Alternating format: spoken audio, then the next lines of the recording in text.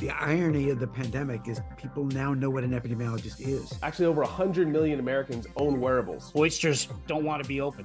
I'm Richard Gerhart. And I'm Elizabeth Gerhart. You've just heard some great tidbits from our show. Stay tuned for the rest. Want to patent your invention? The chance is near. You've given it heart. Now get it in gear.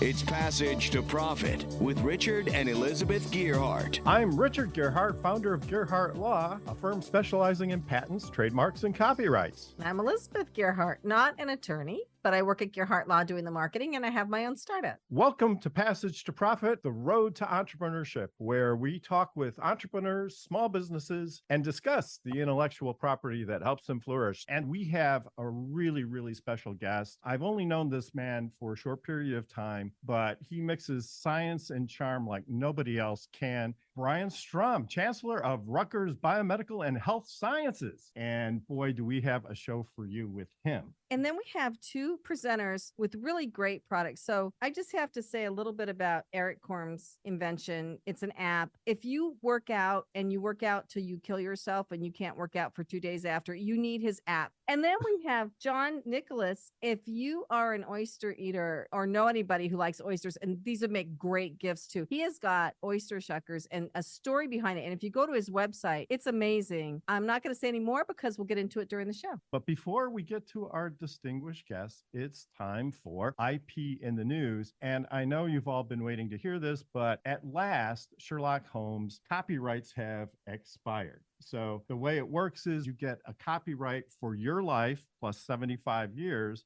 And then after that, it enters the public domain and anybody can use it. So I could record a song called The Hound of the Baskervilles then? Not that anybody would want to hear me sing. I think it could really get out there. No, actually, there's a lot of other famous works that are going off copyright right now. I'll just mention a few of them. Der Steppenwolf by Hermann Hesse and America by Franz Kafka. How about some songs? Funny Face and It's Wonderful by Ira Gershwin and George Gershwin. And I Scream, You Scream, We All Scream for Ice Cream. And then finally, Putting on the Ritz. All of these songs are going off copyright now. Winnie the Pooh went off copyright, and people took Winnie the Pooh and did very twisted and strange things with it. So yeah, they turned him into a serial killer. Right. It was a horror thing. So I'm hoping that this gets a little better treatment. Anyway, time for Richard's Roundtable. And I'd like to ask our guests what they think about all of this new stuff coming off copyright. Brian, what do you think about all this stuff? Some of the stuff I didn't know was on copyright. I remember hearing my kids singing a cappella groups using some of those same songs. So Eric, what do you have to say about all of this? I think with Chat GPT, OpenAI,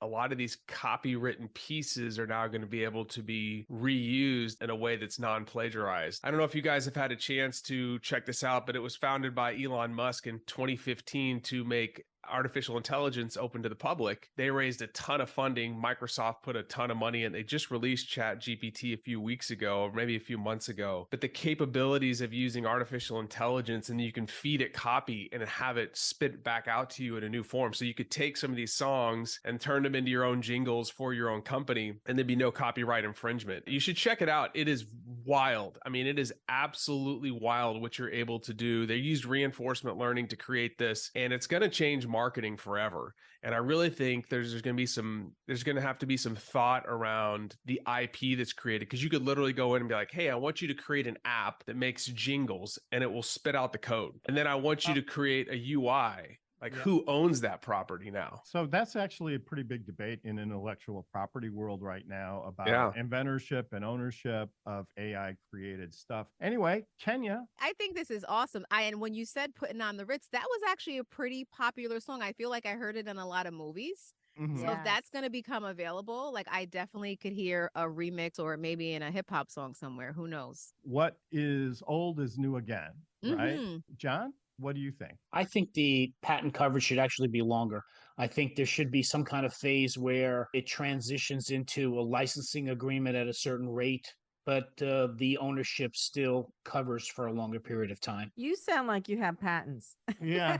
Well, he happens to be a Gerhart Law client, right? So, it is kind of amazing that you have a copyright until you're dead. And then 75 years later, your heirs can still enforce that copyright. Right. So why can't patents be a little bit longer? I agree with John. Yeah, it's kind of an interesting approach that in some countries, they do have for certain types of technologies compulsory licenses, but the term of the patent is still 20 years. So now I'd like to introduce Brian Strom. He's the chancellor of Rutgers Biomedical and Health Sciences, RBHS, and the executive vice president for health affairs at Rutgers University. He's also a frequent speaker and advisor to the NIH, the FDA, the CDC, the Joint Commission, and foreign governments and most major pharmaceutical manufacturers. And it actually said this in his bio, so I included it. It says many law firms. So he advises many law firms. And if you've watched any of New Jersey Governor Phil Murphy's briefings during COVID crisis, you would have seen Brian standing right behind him on the podium. He was New Jersey's top health research resource during the pandemic. And now, as chancellor of Rutgers Biomedical and Health Sciences, he oversees a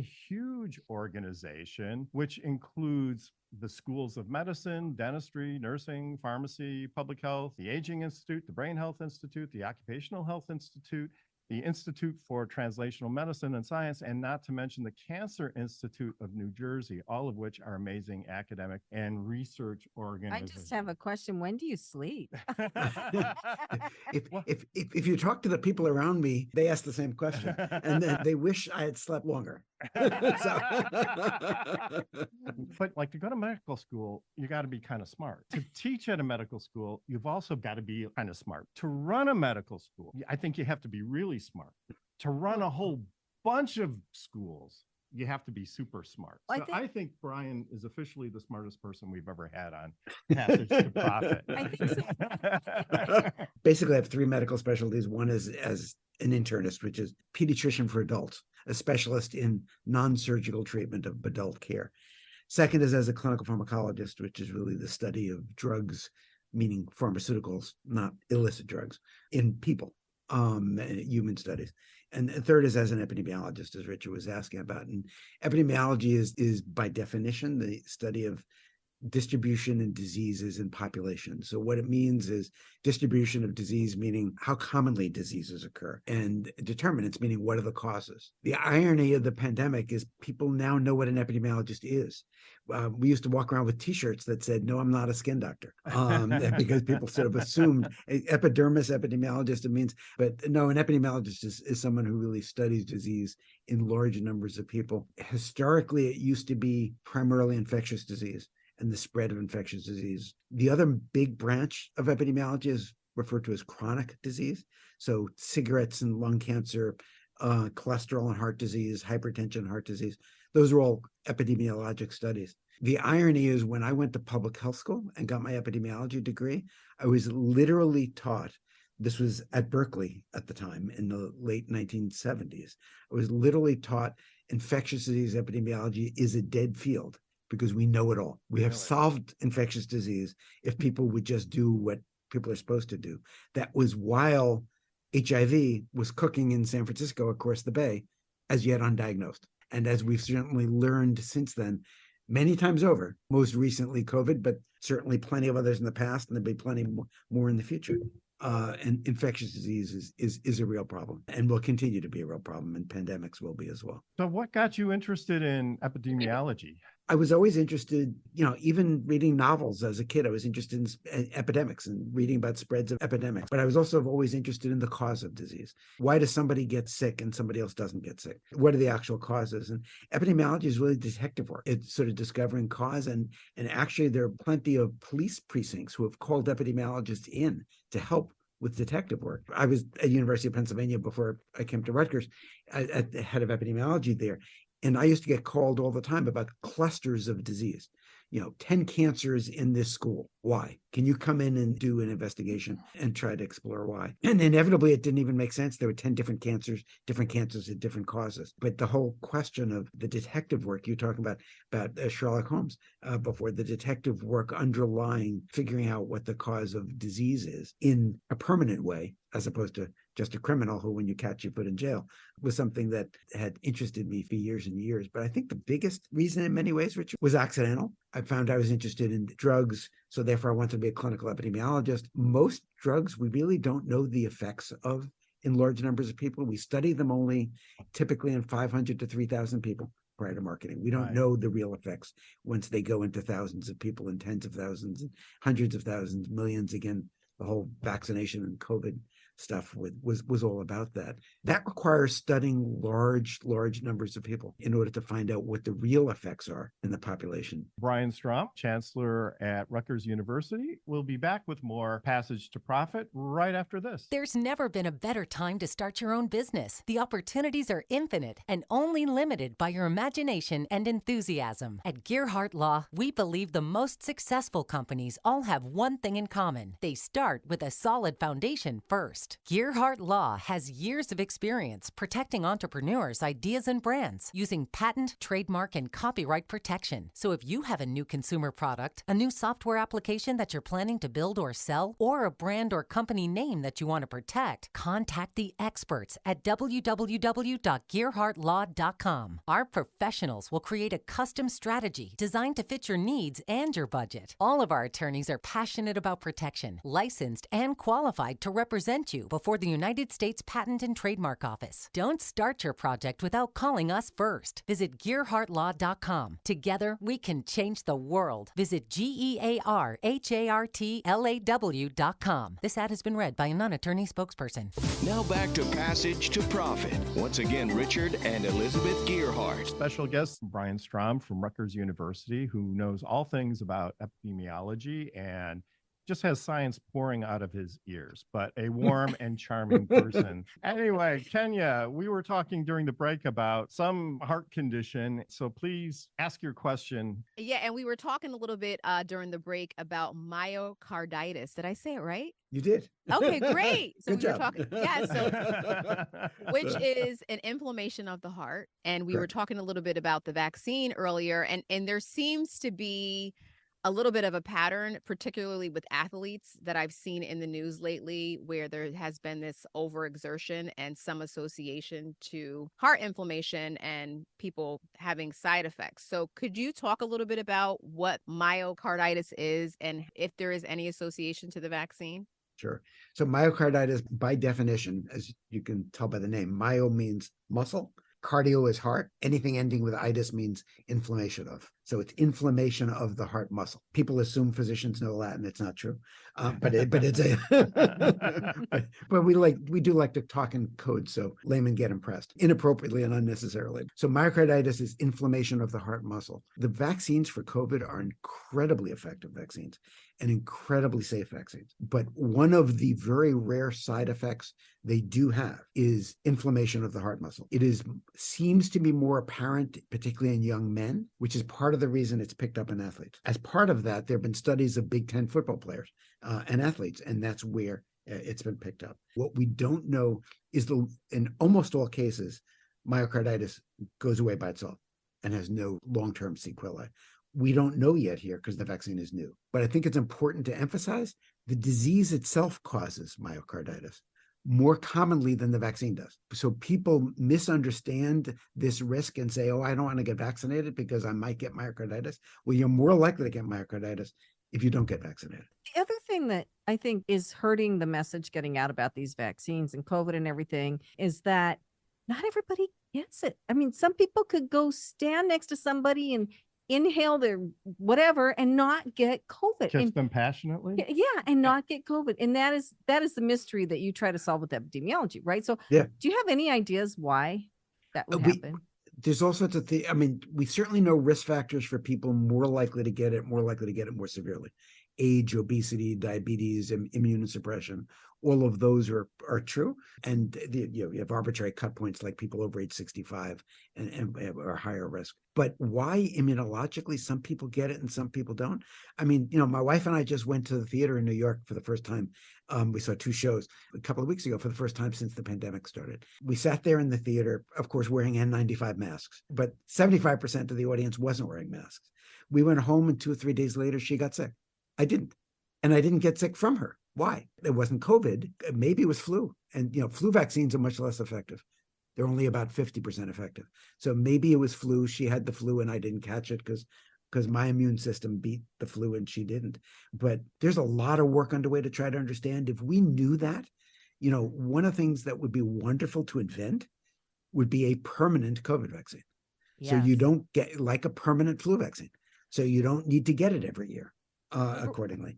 But Right. if we knew the key thing that caused some people to get it and some people not to get it, that's what you would vaccinate against. I do want to turn away from COVID a little bit because part of the reason we've asked Brian Strom to join us today is because of all the fantastic work that he's done building the Rutgers Biomedical and Health Sciences organization, because it was really a merger between Rutgers and UMDMJ that I think began about 10 years ago. And you took a bunch of sow's ears and weaved them into a silk purse, so to speak. So can you tell us a little bit about that and where we are today? I understand that you're approaching your 10-year anniversary and you're still there. And you're still here. So tell us about that process. Yeah, I'm not sure it's a silk purse yet, but it's getting there. That's exactly where we're headed. Yeah, it's, UMDNJ was the largest medical university in the country. It's massive, but everything very disconnected. It did a really good job of the whole being less than the sum of the parts by keeping everything. It even has 2 medical schools. And at one point, the president of UMDNJ said everyone north of a certain line wasn't allowed to collaborate with people south of the line. I mean, crazy, especially in science, to be able to say that. We're all in one state. I mean, they're only 20 miles apart. It's 20 New Jersey miles, but it meaning lots of traffic. But it's only 20 miles apart. All of that came into Rutgers, one of the biggest universities in the country, now about 10 years ago, as Richard talked about, and creating the chancellor job that ultimately attracted me to come here from the University of Pennsylvania.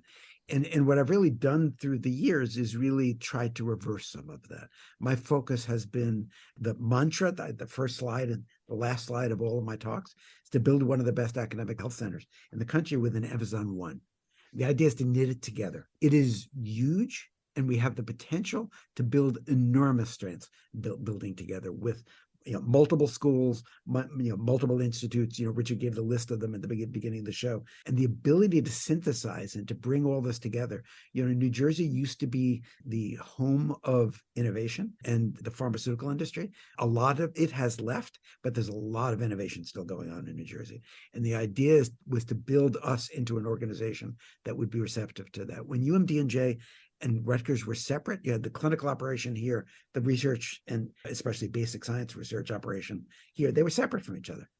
We have the advantage of all being together, all under one roof, at a time that healthcare is undergoing enormous, enormous change and the incredibly rapid change. And we are really, really well positioned for that as we move from what is called a fee-for-service healthcare system, where you wait till people get sick. When they get sick, they go to the doctor treats them, they go back home, typically they go back to the same behavior they were doing before and get sick again. And you have this cyclic process, no prevention, no attempt to prevent disease.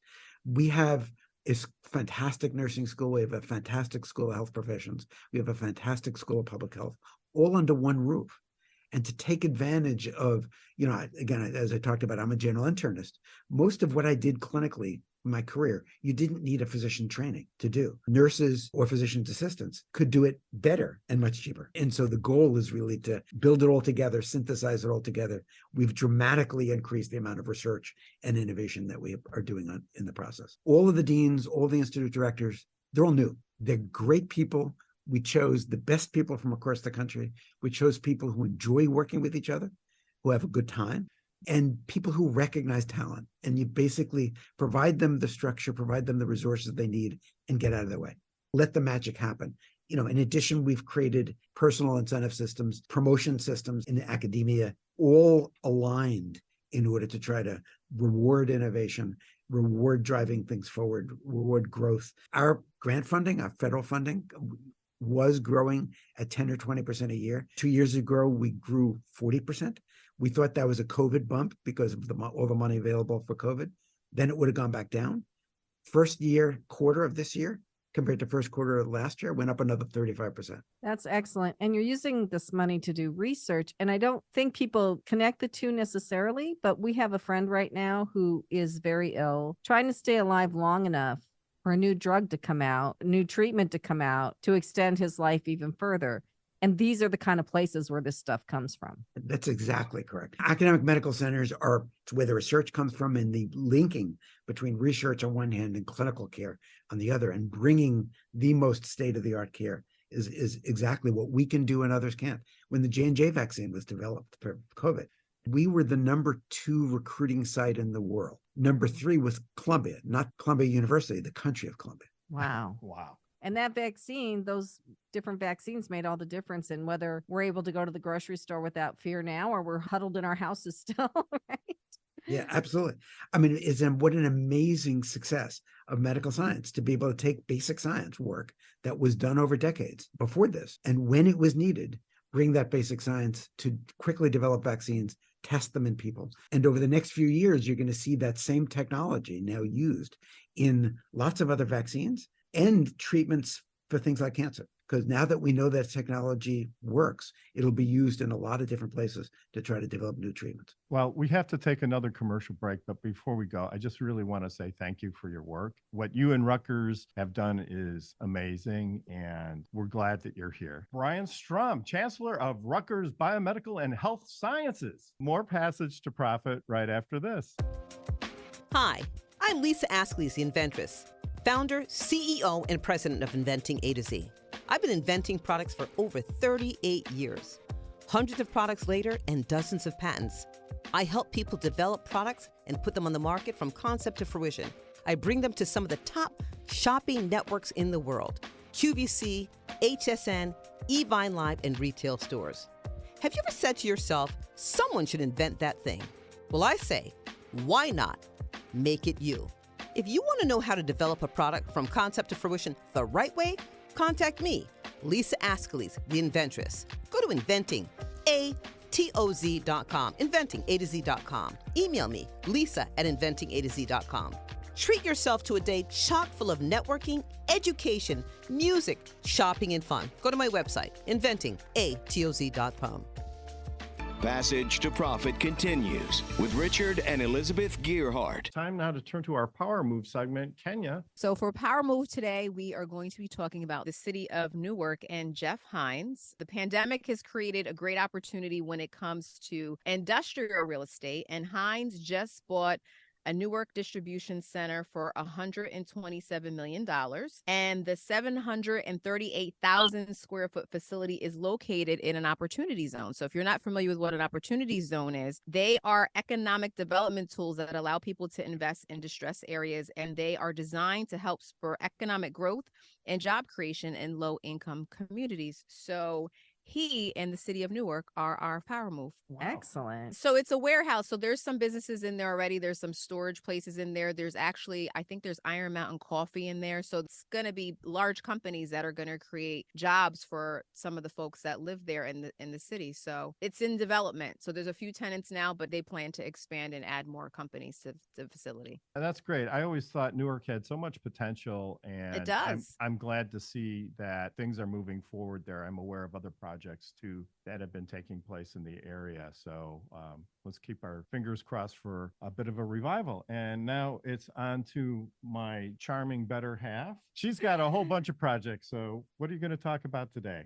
As you know, anybody that's listened to this before, I have a startup. It was called Fireside. I changed the name to Blue Streak because of various trademark reasons, etc. It's a video directory of small businesses. It's a services directory, and it's a directory based on the new normal. So, for instance, we're talking about how if everybody gets a vaccine, you can go do what you want, but here we all are on Zoom, right? So this directory is based on short videos of professionals. It's not location-based. So it will be the first directory that's not location-based, and it's business services that use a short and long video. My other one, so we got a kitten. He has this medical issue, and the vets are having a really tough time trying to figure it out. So I started a podcast with a friend who does cat rescue and is really connected with the cat community. And we're putting it out there to the cat community. Has anybody ever had a cat that's done this before? what fixed it. And we've gotten a couple answers. So we have our podcast. We've released the first 2 podcast episodes. We have guests on there, and it's all about cats, and it's really fun. I'll probably be doing that till the day I die. That's good.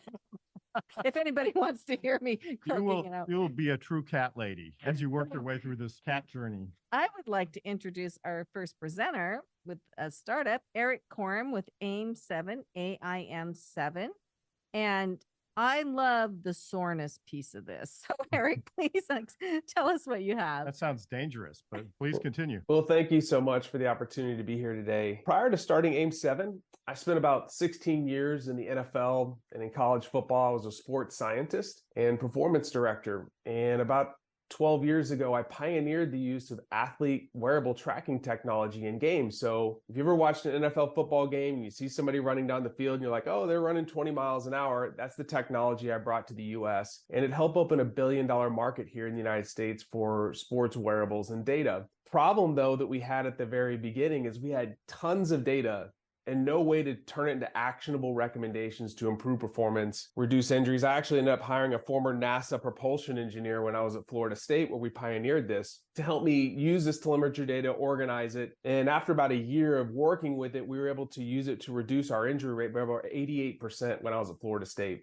That led to this proliferation of this technology. So late 2020, I spent, a long time working in this field. I turned my eye to consumer technology because millions of Americans are facing a huge problem right now. Actually, over 100 million Americans own wearables, like an Apple Watch or a Fitbit or a Garmin, because they want to change their behavior. Think about it. They want to sleep better. They want to exercise more. They want to be more resilient to stress. But wearables don't change behavior. They just measure it. These devices show you data, but they don't tell you exactly how to use it so that you can feel and perform better. And so AIM7 is turning that data into personalized recommendations for your mind, body, and recovery to help you look, feel, and perform better. So one of the things that you're alluding to is we pioneered some technology or a strategy called fluid periodization, where we can take anything you track on your device and we can tell you the precise type, intensity, and duration of exercise that your body is able to adapt to today. This dramatically reduces injuries, prevents burnout, and rapidly improves fitness. We did the foundational research on this when I was at the University of Kentucky. We can also assess your acute psychological state, and then we send you in-time interventions to help regulate stress in the moment. We give you very simple tools to help improve your mood. This is all backed by research. And then we give you personalized sleep and napping recommendations. But then we take it a little bit step further. After 7 days, we analyze all your data and we identify that one area that you need to put your focus on. And then we help you create a small goal. And then we open up content and really this content catalog, and we become your personalized masterclass for that thing. So my doctoral work was in sleep and stress resilience. So if we notice that sleep is an issue, it's not good enough just to be like, hey, your Apple Watch says you're sleeping 5.5 hours a night. You're like, well, gee, thanks. What do I do to create the conditions for restful and fulfilling sleep? So that we identify the issue, and then we give you the educational tools in very short format. We built this for busy people. So everything is 90 seconds to 2 minutes long. So Eric, let me ask you, this is really amazing technology. And you've got, I have a wearable, I have a Garmin watch, right? Yeah. So I do exercise when I'm in the mood, and which is about once a month. When the trainer shows up. When the trainer shows up. But it's really amazing that you've taken it to the next step. Can you give us like some examples? Sure. So one of the things that we do is people, do all sorts of types of exercise. They walk, maybe they do the elliptical, maybe they do resistance training. We will query all the data from your wearable device, and then we combine objective measures of stress from the device plus subjective measures. So we ask you every day in a short 20-second survey how you're feeling in the areas of your sleep, your mood, your stress, your soreness, because research is very clear that your perception of your well-being is directly correlated to how your body is adapting to stress. If you apply the right math, this works very well. So then what we can do is we can say, oh, you're something like heart rate variability is just tanking, your heart rate's elevated. Maybe today's the day you like to do resistance training. Today's the day maybe not to do that, but we noticed that you love to do the elliptical. Hop on the elliptical for 20 minutes and stay in this heart rate zone. And so now what we're doing is we're matching the precise type and duration and intensity of exercise. So you're not, as you alluded to earlier, making yourself so sore that the next morning you can't get up and walk. And so we've demonstrated over time with elite athletes and in general population that when you apply this methodology, when you fit the precise type, dose, and intensity with what you're ready for, you prevent burnout and you help people improve their fitness. Excellent. Dr. Strom, do you have a question or comment? Yeah, for years we had treadmill, exercise bike, and we found they made great clothes hangers. Yeah, 100%. So the question that I'm leading to is, how do you get people to use it? My 3.5-year-old granddaughter has something she calls an Apple Watch. It's not. But what it does is it goes off every 2 hours as part of potty training. So there's a sound that she can't ignore.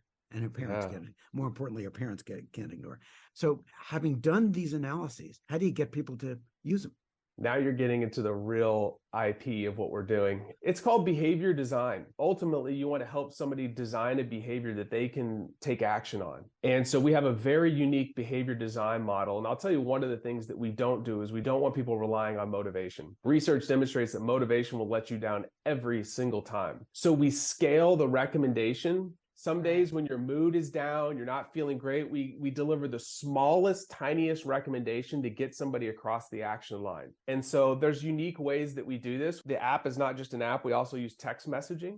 We have a little goal setting feature. So after 1 week, we're like, hey, the government standards are 150 minutes of moderate intensity or 75 minutes of vigorous exercise. We are trying to get everybody in America above the government standards for exercise, sleep, and mental health. And so what we do is we identify where you're at, and then we create a small, tiny micro goal. And then every day your recommendations are linked to those goals. And we've demonstrated that we can move people along a continuum over a long period of time. And so we have a very unique way we're doing this. And that's part of what makes AIM-7 so special. Wow. So Kenya, do you have a question or comment? I do. I think this is so interesting. So I'm a fitness trainer outside of all the other things Let's that I'm go. doing. Yeah. And and I agree with you. The motivation factor is super key and it does fizzle out. So if it's not motivation, right, then what is the other thing? What's the other flip side to keep people going? All right, I'll give you a little insight. So my world was in human performance. I worked with the best in the world. And so I went out and recruited those folks just like you did,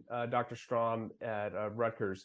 So one of the people that's on our board is, and he helped develop our behavior design models, Dr. Peter Haberl is a senior sports psychologist for the U.S. Olympics. One thing that we have noticed, and we've learned through the literature, is that when emotion enters the equation and you don't feel like doing something, that's when people quit. So we have a process that we walk you through the first week of being in the app, and we actually teach you how to identify your values. And then we link your values to the actions that you take. So for instance, you want to walk more and you value self-care, or maybe you value your family. You know that you're overweight, your blood sugar is elevated, and you know that you need to get in shape for your kids. Well, maybe you value family. So when you take that action, we link that action to your values. And then what happens is it creates more sustainable action over time. So we have a very unique process of how we do this. But when people learn how to link their actions to their values, and then they can lock into internal reward systems, which leverage dopamine,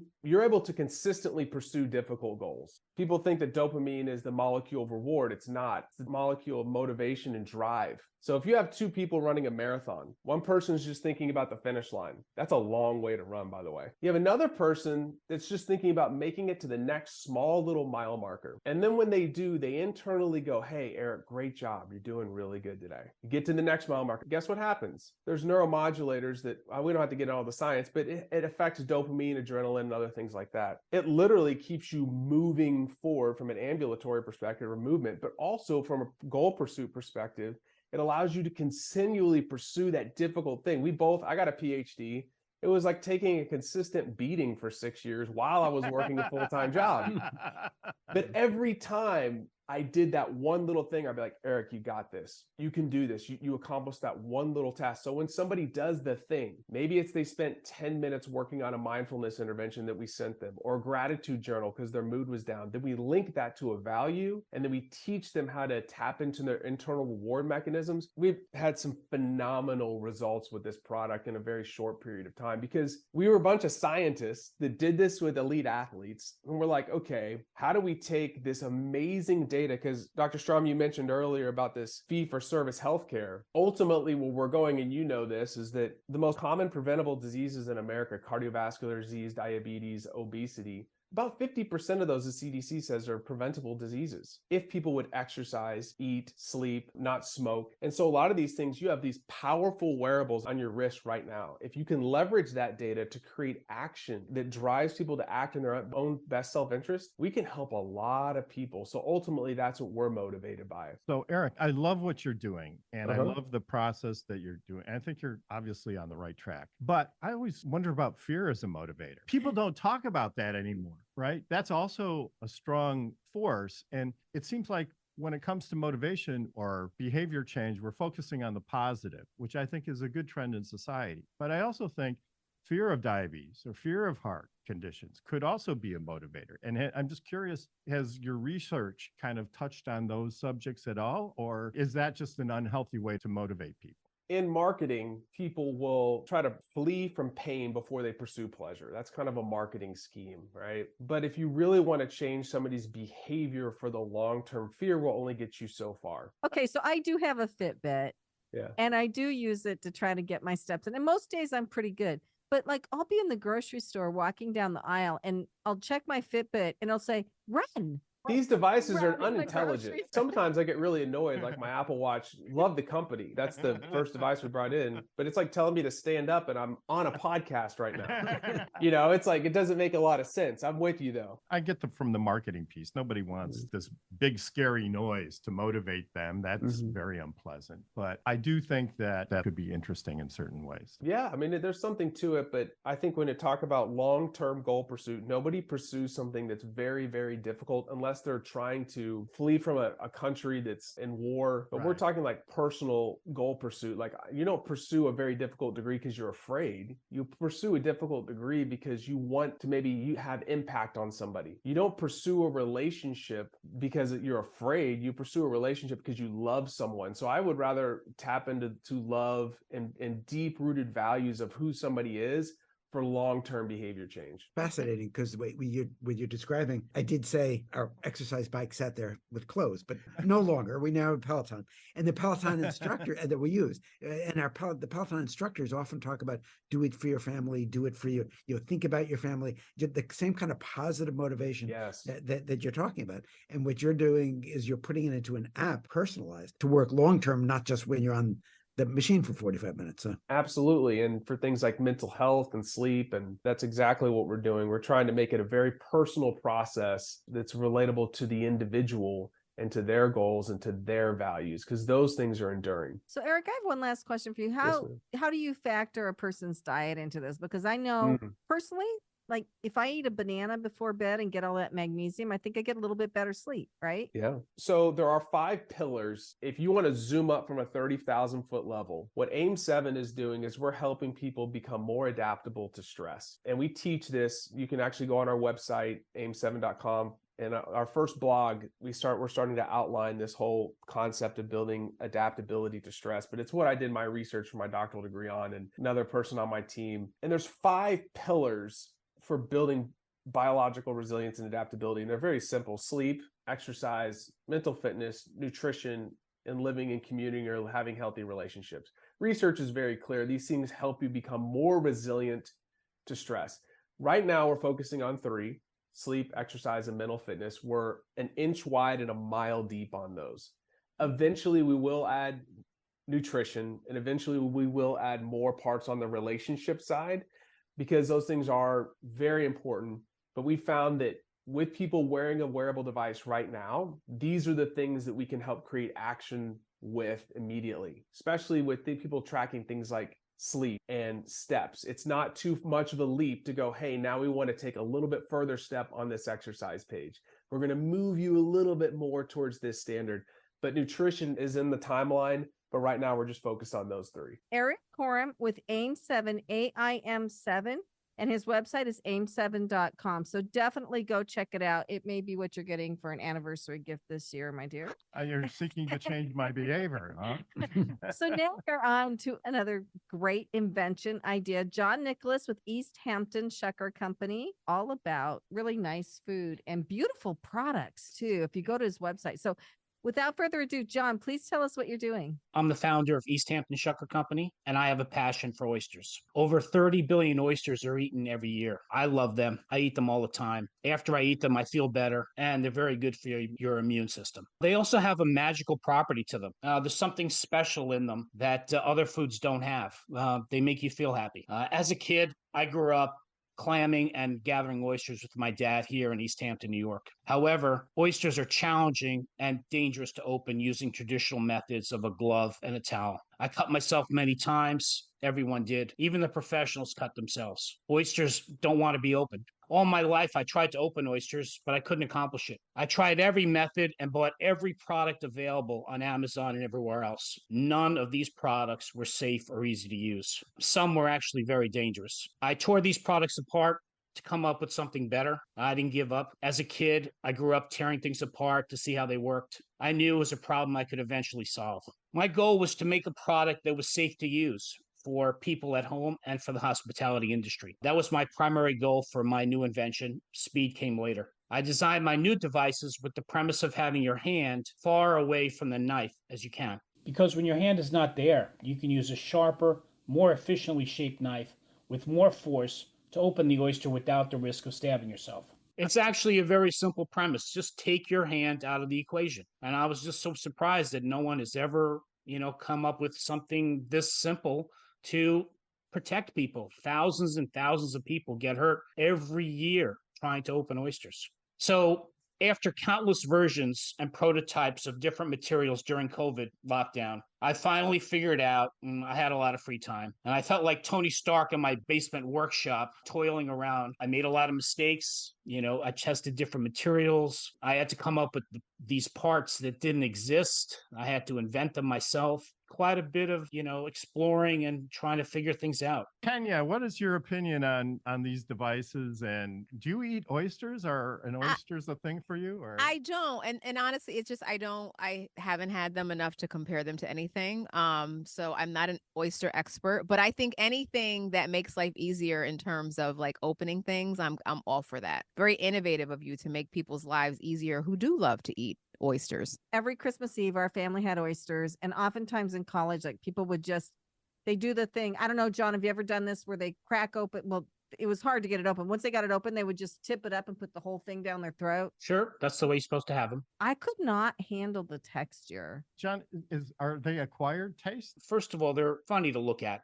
But it is an acquired taste, but they do make you feel better after you eat them. So, and try not to eat an oyster that's too large. Okay. Sometimes, start with the smaller oysters, medium-sized oysters. I tend to avoid the larger oysters for the experience and, start from there. But they are extremely popular. My family loves them. One thing I wanted to get into with you, though, is that your pieces are beautiful. Like you have one that's made for yachts, right? Yes, we found that there's a high correlation between boaters and oyster lovers. So we're developing more handles and products that appeal to boaters.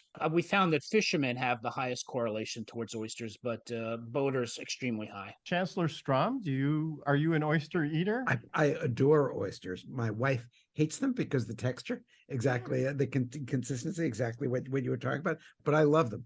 Generally, they come pre-shucked. But your description about shucking the oysters and cutting yourself, one of the things my wife does in cutting bagels or anything else, we actually got these gloves that were almost like suits of armor in order for her to use as she cut things. But then, of course, that got in the way of cutting. So if you could extend your product to be able to cut bagels and cut other things as well, it would be useful preventive medicine. And as far as like the pre-shucked oysters, like for the real aficionados and the purists on the boats, right?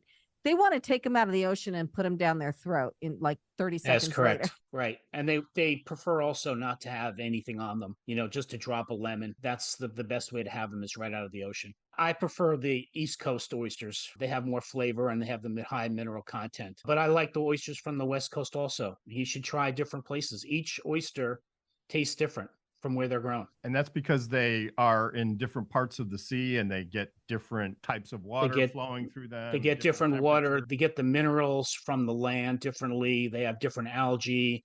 They're grown differently. There's all sorts of factors that make even oysters that are grown close to each other will taste different. There's nothing wrong with trying them and see which one you like better. I'm a little inspired now. So next time we go to, I'll ask for maybe like one oyster that's really small. Yeah. So, John, to move more into the business piece of this, where are you selling these and how are they selling? Are you selling a lot of them? We're just about to launch the product. We've just finished the manufacturing and we will have them available on our website very soon. And so is that your primary marketing strategy, is really to rely on the website? Or we have our first goal here is to do a local launch, basically to do a blitz out here in the Hamptons first by going to the seafood markets, to going to the restaurants, to going to the home furnishing stores, the hardware stores, the bait shops, farmers markets, and all the different associations that are here that relate to oysters. So we want to capture this market first before we start expanding to the city and other places. Is there a big boating community there? Are you going to go? There's a huge boating here. There's a lot of oysters that are available here from all sorts of farmers. They can pick them up. They're also on the North Fork of Long Island. There's a tremendous oyster industry up there too.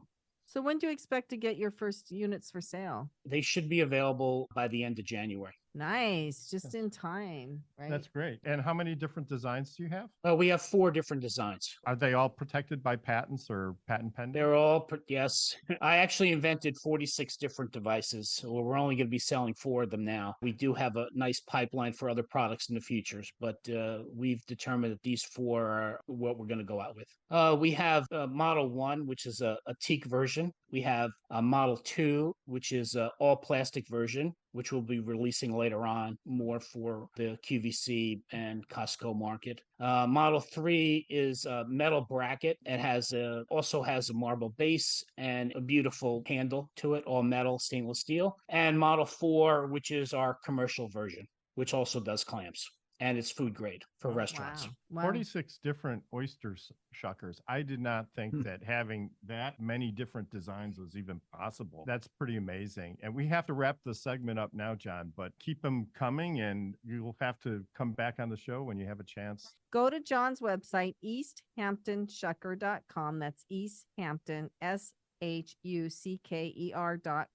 We'll be back with more Passage to Profit right after this. What are entrepreneurs' most valuable assets? Their passion and ideas. We can't protect your passion, but we can protect your ideas. Trust Gearhart Law to protect your ideas with premier patent, trademark, and copyright services. There's never been a better time to start your own business. Contact us at GearhartLaw.com. At Gearhart Law, we have years of experience protecting entrepreneurs' ideas and brands using patent, trademark, and copyright protection. So if you have a new consumer product, a new software application that you're planning to build or sell, or a brand or company name that you want to protect, contact the experts at Gearhart Law, www.gearhartlaw.com. Don't let the wrong protection strategy ruin your business. All of our attorneys are passionate about protection and are licensed and qualified to represent you before the United States Patent and Trademark Office. Don't start your project without calling us first. Contact Gearhart Law on the web at GearhartLaw.com. At Gearhart Law, we believe the most successful companies all have one thing in common. They start with a solid foundation first. Gearhart Law has years of experience protecting entrepreneurs' ideas and brands using patent, trademark, and copyright protection. So if you have a new consumer product, a new software application that you're planning to build or sell, or a brand or company name that you want to protect, contact the experts at www.gearhartlaw.com. Our professionals will create a custom strategy designed to fit your needs and your budget. All of our attorneys are passionate about protection, licensed and qualified to represent you before the United States Patent and Trademark Office. Don't start your project without calling us first. Visit GearhartLaw.com. Together, we can change the world. Visit GearhartLaw.com. This ad has been read by a non-attorney spokesperson.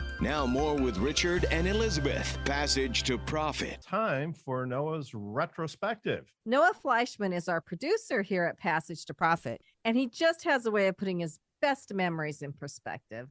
Just recently, I heard a couple of younger folks talking about something called retro.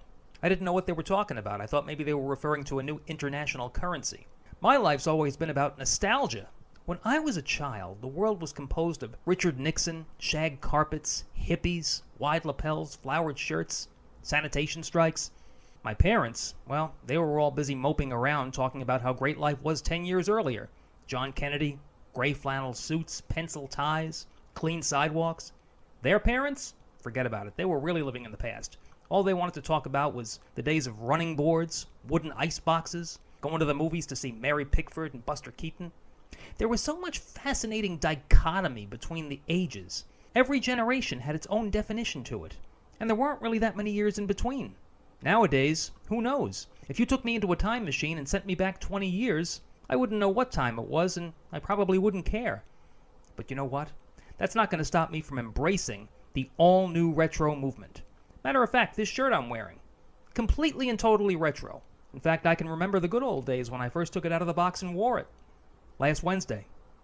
Passage to Profit, and we're winding things down. It's been an amazing show, though, hasn't it? I mean, we have gone all over the place in terms of topics today, so we've really covered a lot of really interesting things. And Brian Strom, if you haven't had a chance to hear the show, go check out our podcast. You can get it anywhere where podcasts are available. And you may want to listen to this show 2 or 3 times because I think it's got a lot of good content. Our podcast can be found tomorrow anywhere you find your podcast. Just look for the Passage to Profit show. So now it is time for our group discussion and the question of the day. And we're going to start with you, Dr. Strom. What would you most like to see invented? Pie in the sky, anything that you could use yourself. That's easy. A way to clone myself.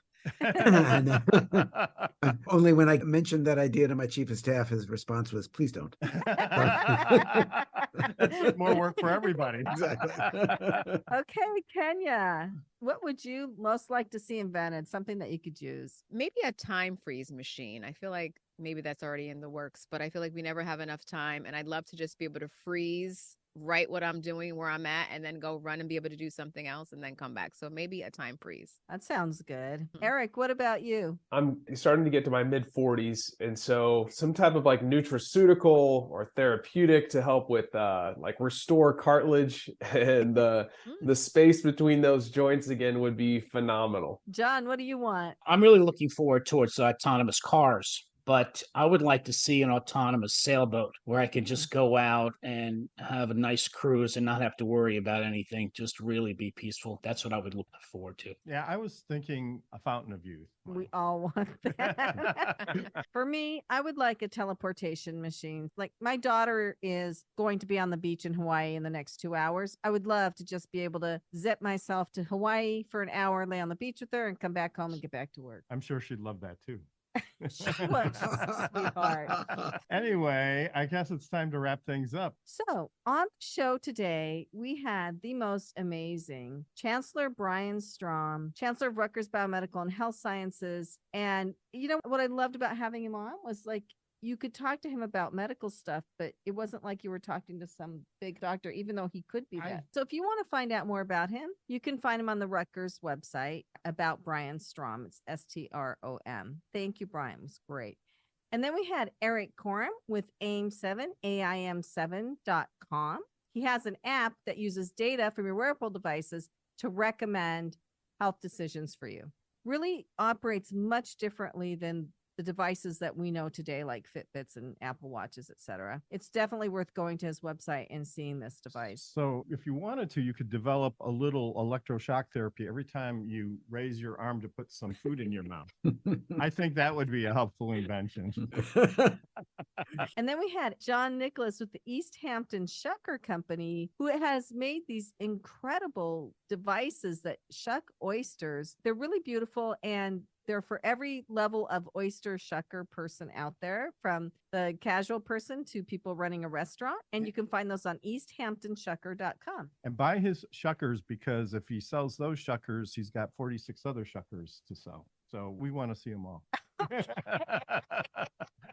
Anyway, that's it for us. We need to sign off for this week, but we will return to this station next week with another episode of Passage to Profit. Before we go, I'd like to thank the Passage to Profit team: Noah Fleischman, our producer; Alicia Morrissey, our program director; and Mark Wilson, our syndication manager. Our podcast can be found tomorrow anywhere you find your podcast. Just look for the Passage to Profit show. And don't forget to like us on Facebook, Instagram, and Twitter. And remember, while the information provided in this program is believed to be correct, never take legal steps without checking with your legal professional. That's it for this week. Thanks for listening. We'll be back again with another episode of Passage to Profit.